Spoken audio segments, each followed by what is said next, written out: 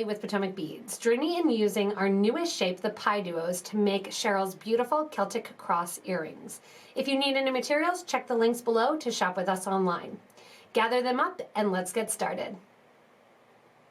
To begin with our crosses, we are going to be using our PieDuo beads. I'm using the PieDuo beads in Pastel Bordeaux, and then I have 11O seed beads here in one of the new Miyuki colors, the Frosted Opaque Glazed Rainbow Nebula Blue. So we're doing this with a nice purple and blue theme. You can see the beautiful design with Sheryl with that nice turquoise green and black too. I have a stop bead on some 0.006 wildfire thread, about 2 feet of thread, and I have a size 10 needle on my thread. I'm putting on a PieDuo first, going from the outer edge where the crust would be towards the interior of the piece. I'm going to pick up another one going from the interior where the V is towards that outer crust. From here, I want you to decorate the outside with 1, 2, and 3 of your 11Os. Coming out of hole number 1 there, we're going to go down hole number 2 again towards that nice V section. Give a nice tight pull there, and we're going to repeat this 3 times. Adding a PieDuo through one of the holes, going from the interior of that V towards the crust exterior, adding 3 seed beads, and then back down that same one. One more time, going in from the V towards the crust. 3 beads go on to decorate from one hole to the other in this same bead. As you pull your thread through those holes, you'll come to number 4, which is going to connect to the first PieDuo that you used. With your thread and needle coming out towards the V in the last PieDuo, you're going to go up through the empty hole of the first PieDuo that you added. Move that stop bead back just a tiny little bit. Add your 3 seed beads to decorate the outer edge, and sew down into the PieDuo through that first hole that your thread was originally going through. Give a nice tight pull to make sure you don't see a lot of extra thread in there. From here, I want you to go up through the pie number 2 and through all 3 seed beads that are coming out the edge. So my needle right away caught 1. I'm going to go through 2 and 3. As I exit through these 3 seed beads, I'm going to begin adding a second row of my PieDuo beads. The second row of PieDuo beads, 2 of them are going to have just seed beads. 1 of them on the exterior is going to have the drop, and 1 of them will have a wire guard at the top to hang from. We're going to do just one of the plain ones now.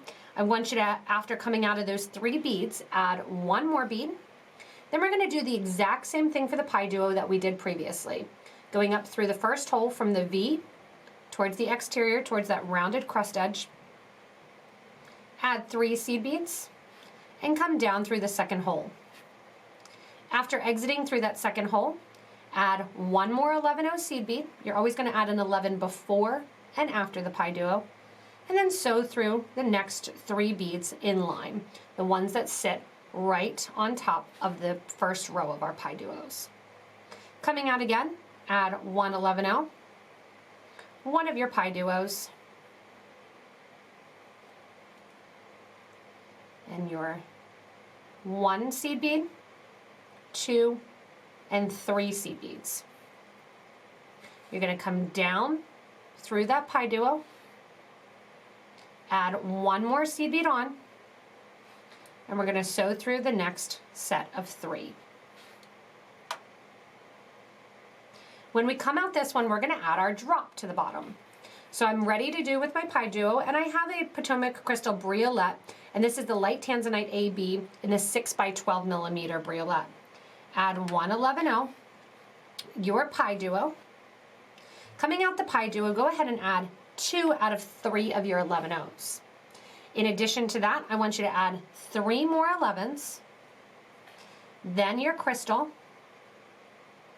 through the top there, the Briolette, and then 3 more 11s.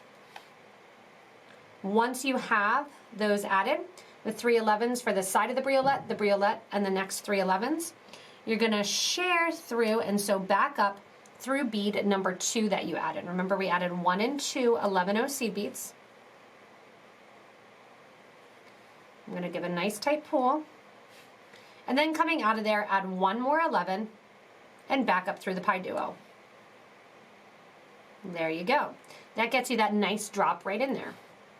Add one more 11 after the PieDuo, just like we've been doing, and sew through the 3 beads that are above the next interior pie. From here on the outer edge, bend that stop bead back a little bit, add one more seed bead, up through the PieDuo from the V towards the top, 3 more seed beads, back down through the second hole, nice tight pull, one more 11-0, and we're going to sew back up then towards the first PieDuo that we just added, through the 11-0s along the side there that we added. And then as you come out there along those 11-0s, you can see that your earring is actually finished. What we need to do though is we need to get up and add our wire guard. So I'm going to go through and add one more 11-0, another 11, up through the PieDuo and come out through hole number 1.